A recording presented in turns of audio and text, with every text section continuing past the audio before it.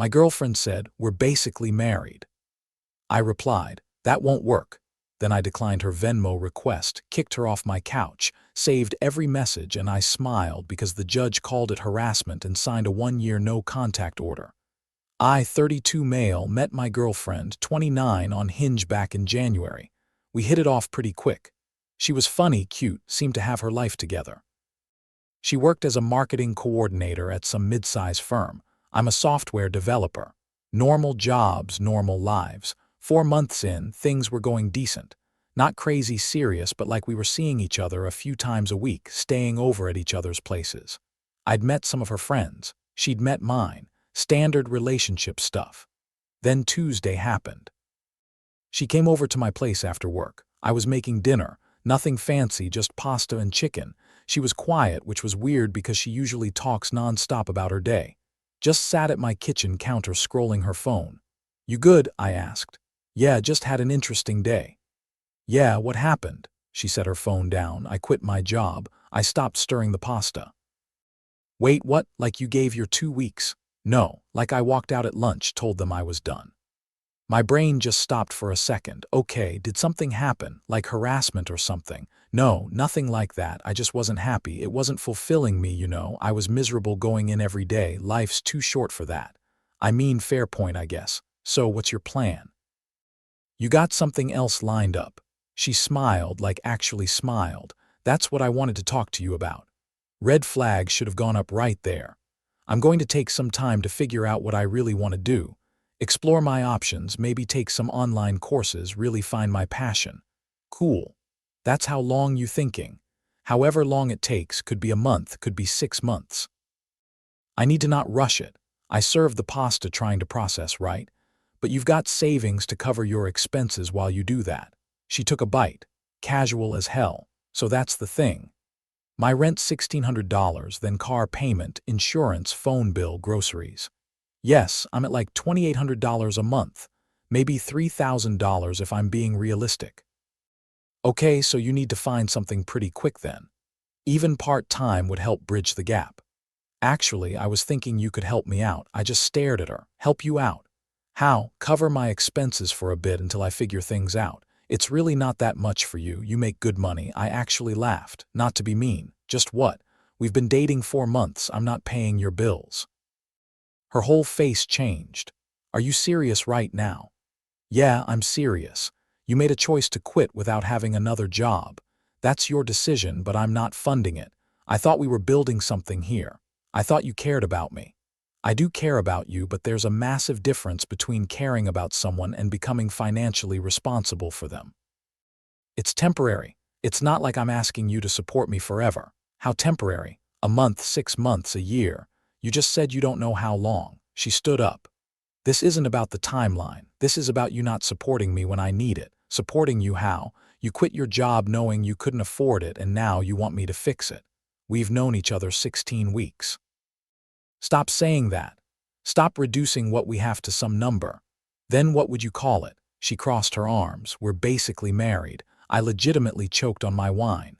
We're what? We're basically married. We've been together for months. We stay at each other's places all the time. We've met each other's friends.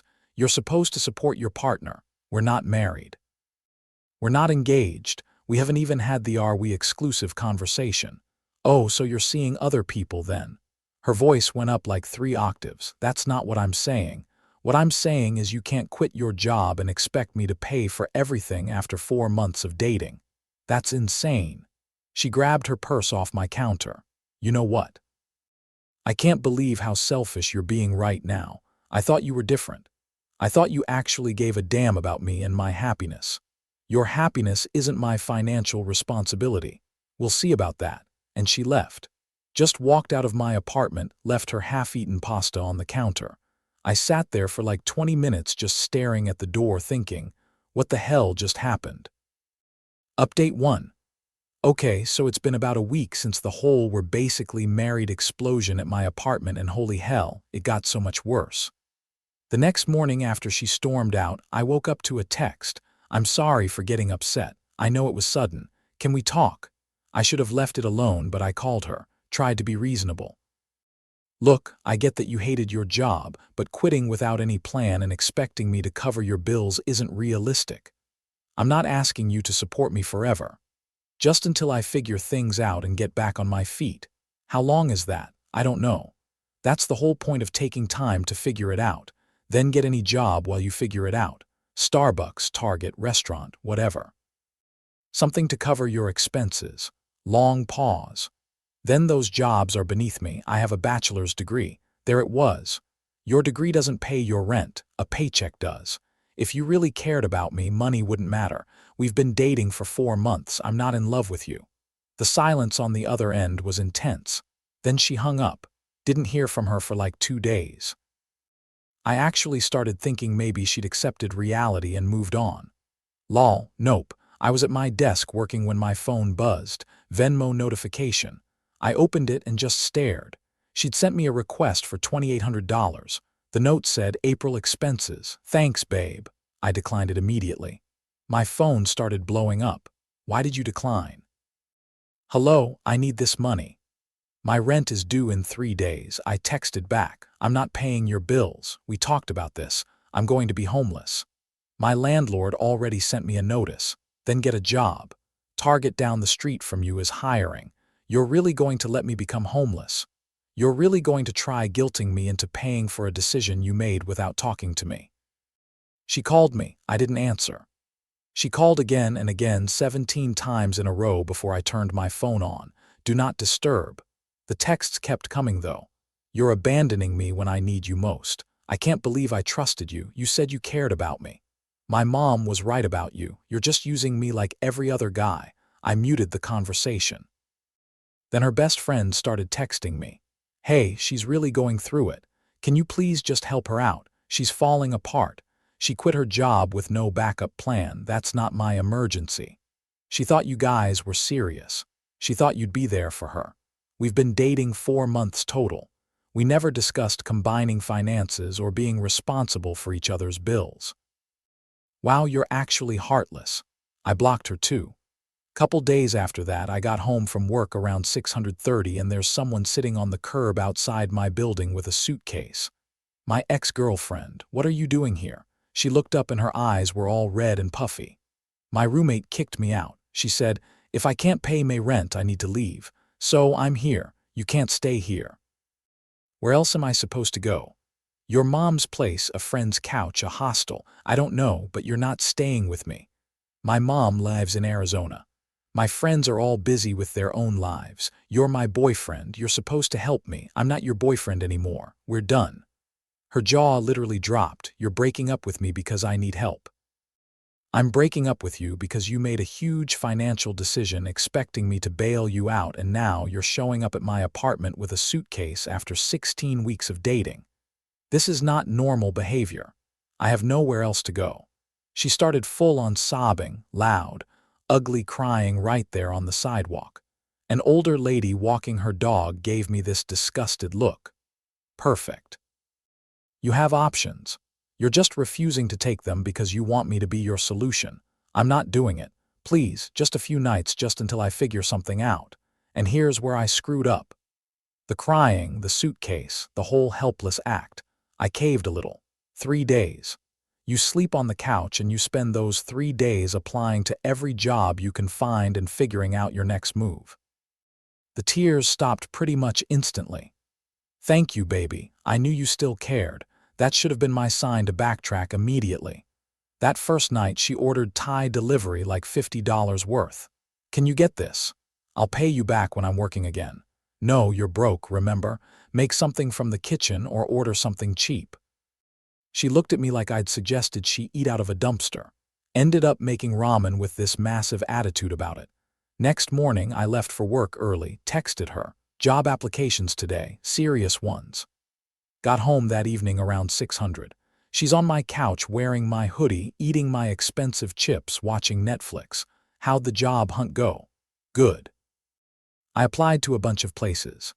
Yeah, which ones? Just some marketing coordinator positions similar to what I was doing. Show me.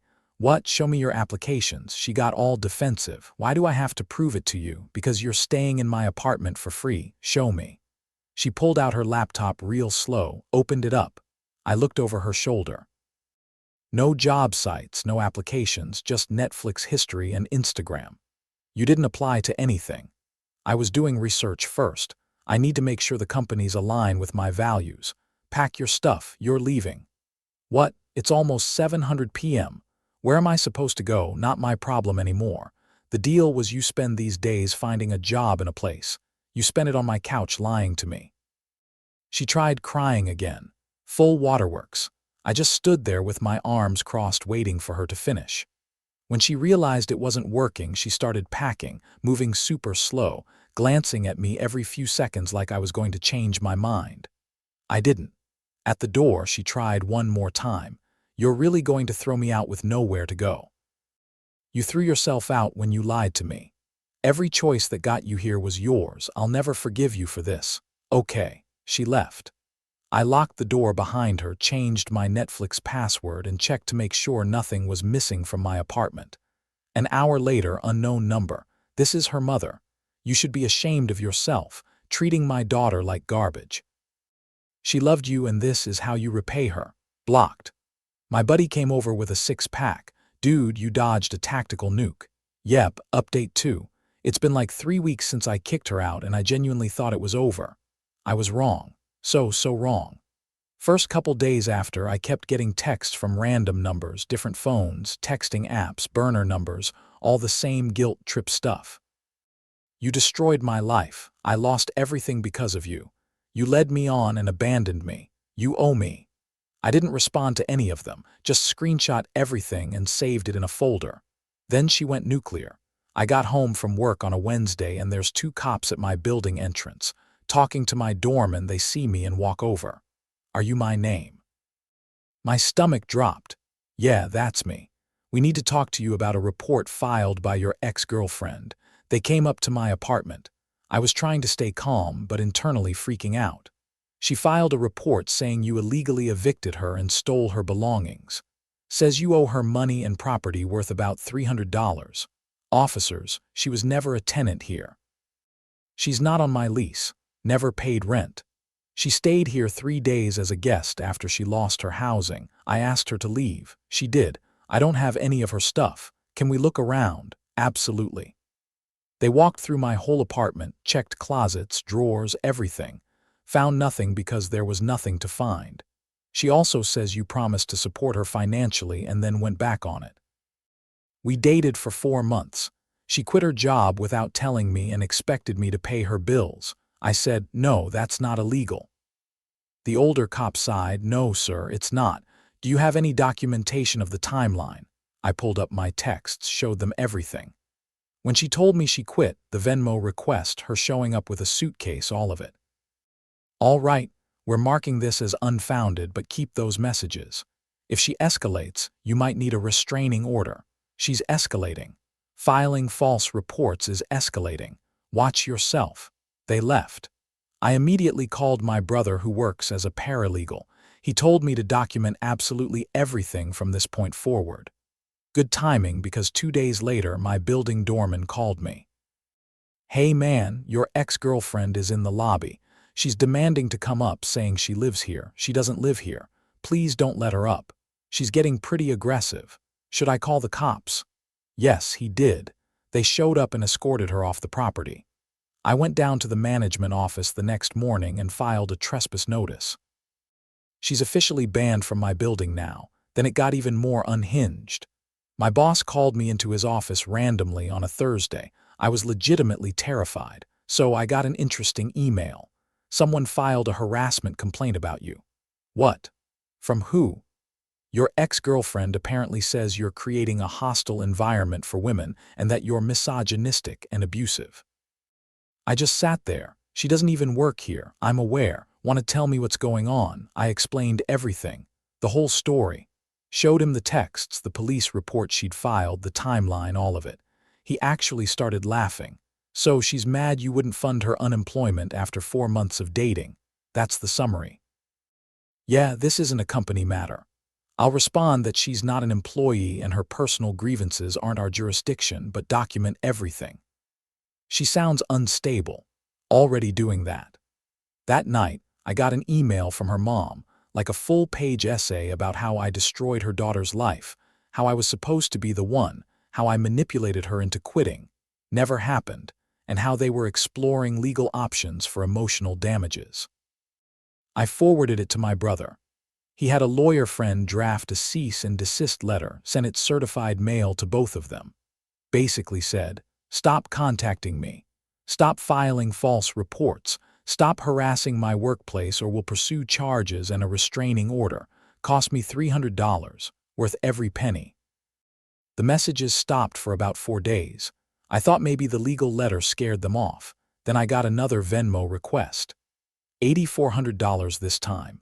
The note back pay for 3 months of emotional labor, housing support, and meals you promised me. I screenshot it, sent it to my brother, then declined it. An hour later, she posted on Instagram. Didn't tag me, but it was obviously about me.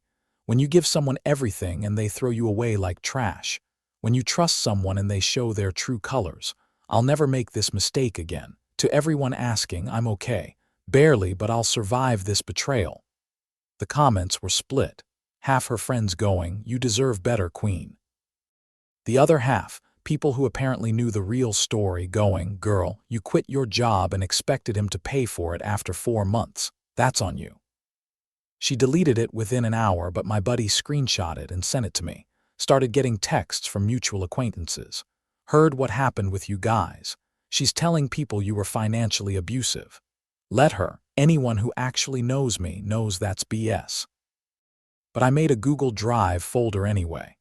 Put every screenshot, every text, every email, the police reports, the cease and desist, everything.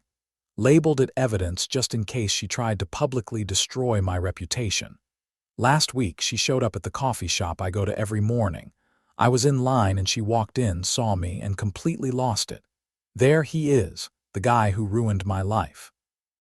Everyone turned and stared. I kept my voice calm. "I'm not talking to you. You can't even face what you did. You promised you'd support me. I never promised anything. You made your choices. I'm not discussing this." The barista stepped in. "Ma'am, you need to leave or I'm calling the police.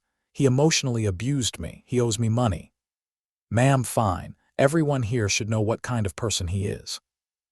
She stormed out. I apologized to the barista, who was super cool. "Your ex? Yeah, yikes. She seems intense. That's putting it mildly. I filed another police report for that incident. The cop who took it said, 'You need to get a restraining order. This is escalating. I know, I'm working on it. Don't work on it. Do it. She's getting worse, not better.' My brother's helping me file. Court dates in a few weeks. I've got a binder of evidence that's like 2 in thick. Texts, emails, police reports, witness statements from my doorman and the barista, everything. In the meantime, I switched to a different coffee shop, started varying my routine, told my gym about the situation. My neighbors know not to let anyone up asking for me. My best friend asked if I regret dating her. Honestly, yeah, but also better 4 months than 4 years or worse actually getting married to someone like this. What still gets me is the audacity. 4 months of dating and she genuinely believed I owed her a free ride indefinitely. The entitlement is honestly impressive in the worst way possible. Update 3. Final court was 3 weeks ago. Time to close this whole nightmare chapter. So, I showed up to the restraining order hearing with my brother and that 2 in binder of evidence.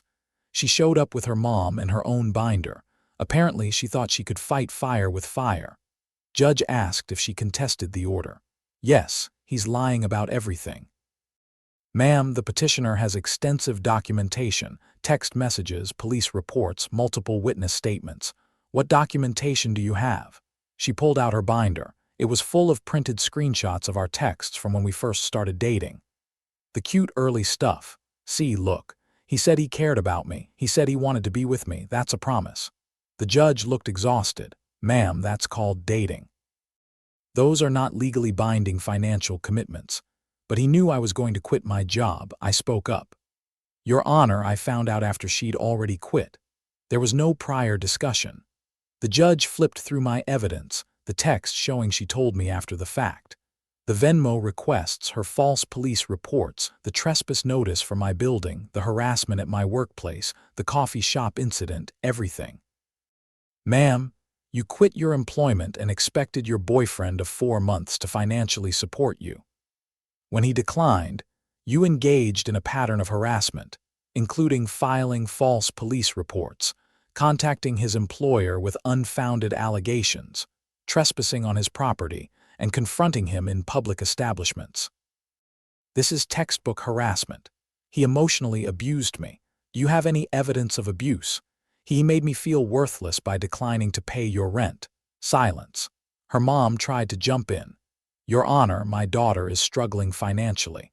Your daughter is a grown woman who made poor decisions and is now dealing with natural consequences. The restraining order is granted. 1 year, no contact of any kind. Stay 100 yards away at all times. She started crying, loud, dramatic sobbing. Her mom hugged her and glared at me. This is so unfair. He should have to pay for what he did. The judge. Ma'am, I strongly suggest you don't give me a reason to extend this order to include you. They left after that. Outside, my brother bought me lunch. That was easier than expected. She had nothing. Just feelings and screenshots of early relationship texts. The scary part, she genuinely believes she's the victim. Like fully believes it, not my problem anymore. Things were quiet for about 2 weeks. Then I got a message request on Instagram from a random guy.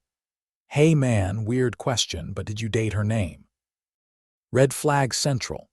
Yeah, why? Dude, I've been on 3 dates with her in the last 2 weeks. Tonight, she told me she's thinking about quitting her job to find her passion and asked if I'd be cool helping her out with bills while she figures things out. We met 10 days ago. I screenshot the restraining order and sent it to him. Run fast. She tried this with me. Holy bro, thank you. Dodging that right now. He blocked her immediately. Told me later she sent him like 40 messages from different numbers calling us both every name in the book. Life's been peaceful since then. No drama, no surprise visits, no random phone numbers. Ran into someone who used to work with her at a bar last weekend. She recognized me from social media. Oh, you're the guy who dated her for a bit. Unfortunately, dude, she did this before. At her last company, she dated her manager for like 8 weeks, then quit and expected him to support her. When he didn't, she filed an HR complaint saying he harassed her. They transferred him to a different office to avoid the drama. You're joking. Nope, total pattern. She targets guys with stable jobs, moves fast, creates emotional dependency, then quits and plays the victim when they won't bankroll her journey. That's legitimately psycho. We tried warning her. She doesn't listen, just moves to the next guy. So yeah, I wasn't the first. Probably won't be the last, but at least I caught on quick enough. My doorman told me she tried coming to the building again a few weeks back. He called the cops immediately. She left before they showed up. Haven't seen her since. Started seeing someone new about a month ago, taking it incredibly slow. She's got a stable career, her own place, her own life. We've been on 6 dates. She's paid for 3. I've paid for 3. When I mentioned my ex situation, vague details. She said, oh, that's weird. I could never expect someone to just support me. That's so entitled. It is. The restraining order is good for another 9 months. My brother says if she violates it, she's looking at potential jail time, hoping it doesn't come to that, but I'm ready if it does. Things I learned from this mess. 4 months is nothing. Don't let anyone convince you otherwise. Financial independence is attractive. Dependency is a massive red flag. Document everything. Screenshots, timestamps, witness names, all of it. Trust your gut. Mine was screaming the second she said, we're basically married. You don't owe anyone your money just because you've been on some dates to anyone going through something similar. You're not heartless for having boundaries. You're not cruel for refusing to be someone's ATM. You're not obligated to fund someone else's self-discovery journey because you've been dating a few months.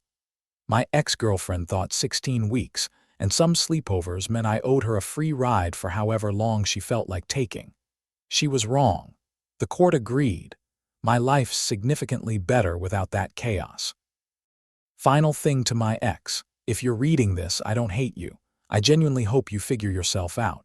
but you need to understand that other people aren't responsible for your choices or your bills. You're almost 30, act like it. Get a job, support yourself, and stop trying to trap guys into funding your unemployment. That's it. Chapter closed. Moving on for good this.